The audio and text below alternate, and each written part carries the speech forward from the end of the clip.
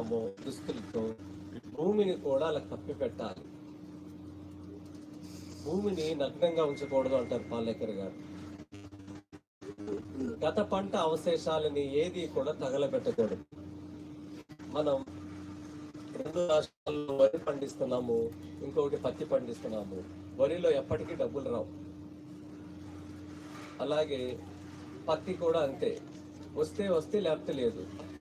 2 పంటలతోనే మనం ఇప్పుడు చాలా మంది తగలబెడుతున్నారు. పంజాబ్ లాగా ఇప్పుడు మన రాష్ట్రాల్లో కూడా తగలబెట్టేస్తున్నారు. దీనివల్ల మనం వాడే ఈ విలాసవంతమైన వస్తువులు, మన దైనందిన జీవితంలో అనేక రకాలుగా వాడే పనుల వల్ల వాడే వస్తువులకి కార్బన్ డైఆక్సైడ్ పెరుగుతుంది. ప్రతిదీ మనం విద్యుత్ మీద, ఇంధనం మీద ఆధారపడి బతుకుతున్నాం. ఒకవైపు అలాగే వ్యర్థాలను తగలబెట్టి ఇంకా పెంచుతున్నాం. ఇలా లక్షల హెక్టార్ల భూమి ప్రతి సంవత్సరం తగలబెడతానే ఉన్నారు. ఒకవైపు భూతాపం పెరుగుతుంది, ఏసీలు వాడకం ఎక్కువైంది, కాంక్రీట్ వాడకం ఎక్కువైంది, స్టీల్ వాడకం ఎక్కువైంది, నగరీకరణ పెరుగుతుంది, గ్రామాల్లో కూడా రియల్ ఎస్టేట్లు వచ్చేసి పంట భూములు పాడైపోతున్నాయి. ఇలా సంవత్సరం వేడిని పెంచుతున్నాం మనం. అలా కాకుండా బహువార్షిక పంటలు అనేది వేయాలి. మనం ఎప్పుడూ కూడా స్వల్పకాలం పంటలు పండిస్తున్నాం. ఇలా కాకుండా భూమిని ఎప్పుడు పచ్చదనంతో కప్పి పెట్టాలి. వరి ఎవర్ గ్రీన్ కాదు, టెంపరీ గ్రీన్. ఊరికి 6 నెలలు ఉంటుంది పచ్చదనంగా. మళ్ళీ దాన్ని మనం కోసేసి, పశువులు లేకపోవటం వల్ల ట్రాక్టర్లతో పని చేయించడం వల్ల, యంత్రాలతో, పశువులు లేకపోవడం, గడ్డి అవసరం లేకపోవడం తగలబెడుతున్నాం. ఇలా భూమి అంతా కూడా ఏమవుతుందంటే, మనం ప్రతిసారి కృతజ్ఞతాభావం లేకుండా అన్నం అంటే మన్నులో ఒక గింజ పెడితే అది అన్నంగా మారుస్తుంది మనకి కదా. మరి ఆ కృతజ్ఞత లేకుండా తగలబెడటం వల్ల మనకి భవిష్యత్తు ఏమైపోవాలి. పట్టిని మీరు ప్రతి సంవత్సరం కాల్చారనుకోండి, ఇటుకని ఎలా తయారు చేస్తారు చెప్పండి? అడుసు తొక్కి అచ్చు పోసి ఆరగట్టిన తర్వాత పేరుస్తారు. ఇటుకలన్నింటినీ పేల్చిన మధ్యలో ఏమేస్తారు? ఊకపోసి ఏంటి చేస్తారు? అంట పెడతారు, కాలుస్తారు. అప్పుడు ఇదేమవుద్ది? ఇటుక అవుతుంది. మరి ప్రతి సంవత్సరం భూమిని ఇలా కాల్చుకుంటా ఉంటే ఏమైపోద్ది? భూమి అంతా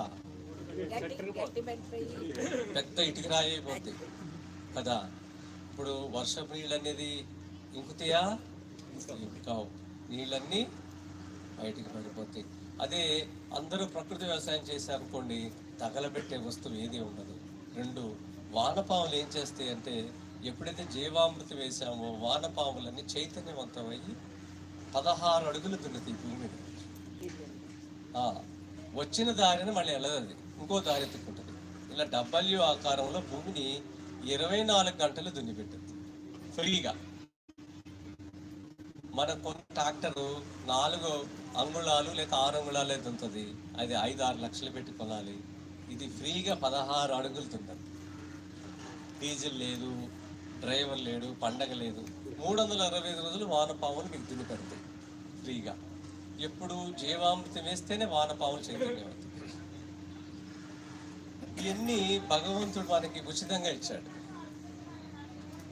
ఈ వానపాము కిందకి పైకి తిరుగుతున్న సమయంలో దాని శరీరం నుంచి ఒక ద్రవాన్ని స్రవిస్తుంది. అది ప్లాస్టిక్ లాగా ఆ రంధ్రం నిండా చాలా చక్కని మట్టి తయారు చేస్తుంది, గమ్ములాగా. అప్పుడు వర్షపు నీళ్లు జారుకుంటా 16 అడుగుల్లో కింద ఒక నీటి డ్యామ్ నిర్మాణం చేస్తే ఫ్రీగా, ఏ ఇంజనీర్ సహాయం లేకుండా. అందుకని ప్రకృతి వ్యవసాయం చేసే వాళ్ళు పొలాల్లో బోర్లు ఎండిపోకుండా ఉండడానికి కారణం ప్రధానంగా మనకు సహాయం చేసింది స్థానికంగా ఉన్న వానపాము. ఇది ఎప్పుడైతే మనం ఘనజీవామృతం, జీవామృతం ఇస్తారో ఇది అవుతుంది. ఘనజీవామృతం ఎలా తయారు చేసుకుంటారు? ఘనజీవామృతం అనేది సాలిడ్, అంటే ఎక్కువ ఆవులు మీకుంటే ఇది చేయగలుగుతారు. లేకపోతే